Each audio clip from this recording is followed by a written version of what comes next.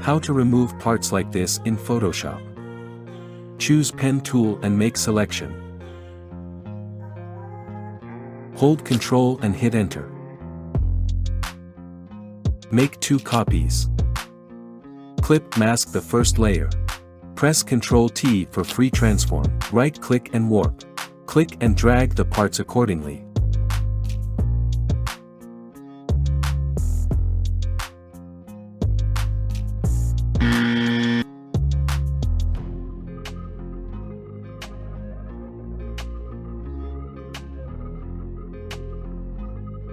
Do not remove watermarks like this.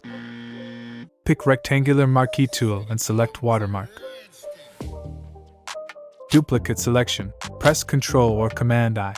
Change blending mode to Color Dodge.